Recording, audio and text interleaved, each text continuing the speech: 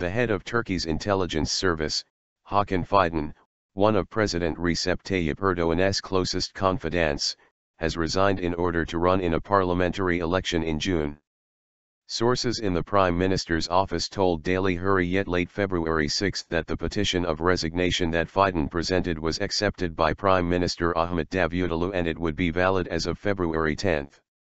According to the Turkish law, February 10 is the deadline for civil servants to resign in order to be nominated as candidates for the June 7 election. It was earlier reported that Sümeyye Erdoğan, the daughter of President Erdoğan, was likely to become a deputy as well. Fidan was considered a strong candidate for the foreign minister post before Davutoğlu announced the new cabinet members last August after taking the helm at the prime ministry from Erdoğan. Since his appointment as the head of Turkey's National Intelligence Agency, MT, on May 25, 2010, Fidan's tenure has been marked key developments linking political and intelligence activities. Fidan participated in talks between MT officials and representatives of the outlawed Kurdistan Workers' Party, PKK, at a time when he was a special advisor to then Prime Minister Erdoğan. As part of the Kurdish peace process to end the 30 years of conflict, the discussion was held abroad between 2009 and 2011 in a series of meetings publicly known as the Oslo Talks. The talks collapsed after a PKK attack killed 13 soldiers near Diyarbakir in July 2011, soon after their audio recordings leaked online.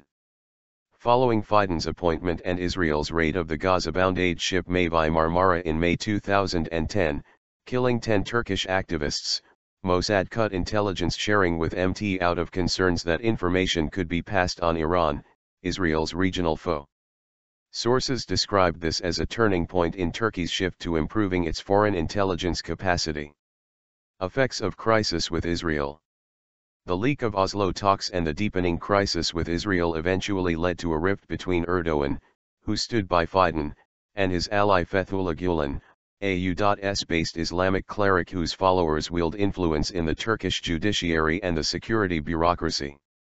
On February 7, 2012, another crisis erupted when a specially authorized prosecutor summoned Fidan, now the Undersecretary of MT, and 4 other MT officials to testify in the ongoing investigation into the Kurdistan Communities Union, KCK, a supra-organization that includes the PKK, on the grounds that some MT members who had infiltrated the KCK had exceeded their authority in their duties. Weeks after the massive graft probes implicating several government figures launched, Syria-bound trucks belonging to MT were stopped by a prosecutor who sought to have the gendarmerie search the vehicles on January 2, 2014. A top-secret security meeting on Syria that Fidan also attended at Turkey's foreign ministry leaked on YouTube on March 27, 2014. The Turkish government responded by accusing Gulenist officials of plotting to overthrow the government through graft probes and damaging leaks, while also targeting Fidan. The ruling Justice and Development Party, AKP, deputies presented a bill to the parliament last year, significantly strengthening the powers of MT. Erdoğan said last week that the Gulenists in the country, which he dubs the parallel structure, have joined forces with the Israeli intelligence service. Earlier, the Turkish government accelerated the peace process, with Fidan personally meeting the jailed PKK leader Abdullah Öcalan in August 2014.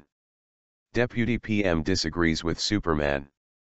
One of the most significant developments for MT during Fidan's tenure was the September 20 intelligence operation that freed the 49 Turkish hostages held by jihadists in Iraq last year. Öztürk Yılmaz, Turkey's consul general in Mosul, and 48 other consulate staff were freed through negotiations with the Islamic State of Iraq and the Levant, ISIL. Fidan has reportedly been evaluating the advantages and disadvantages of resignation from MT to be nominated for the parliament throughout the past week. The 2 senior officials said Muhammed Dervialo, Undersecretary of Public Order and Security, would be most likely to replace Fidan. The intelligence agency could not immediately be reached for comment. Reminding that a prosecutor had sought to detain Fidan exactly 2 years ago, Prime Minister Davutoğlu told journalists on February 7 that the timing of the resignation was not planned to coincide with its second anniversary.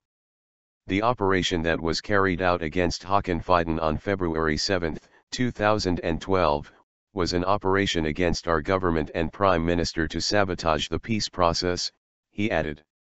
He will make the best of any job in any place, Davutoğlu had earlier said, describing Fidan as brave and valiant. Deputy PM Bülent Arın, on the other hand, did not hide that he disagrees with Fidan's decision to resign from MT. If he will become a member of parliament, then his current job is more important. I personally don't think that it is appropriate for him to become a minister. If a person who is assigned as Superman enters the parliament, I consider it a waste, Arın said moments after he learned about Fidan's decision during a live interview on CNN Turk television late February 6. Veli Ababa, deputy chair of the main opposition Republican People's Party, CHP, claimed February 7 that Fidan would become the prime minister when a new cabinet is appointed after the elections. The name of the MT undersecretary is known by more people than the ministers and even the prime minister, Ababa said during a party meeting in Istanbul. Turkey has been a police state. Now it is turning into an intelligence state, he added. While Arın denied that Fidan would become the prime minister after the elections, Reuters stressed that his possible appointment as foreign minister would be likely to further damage strained relations with Israel.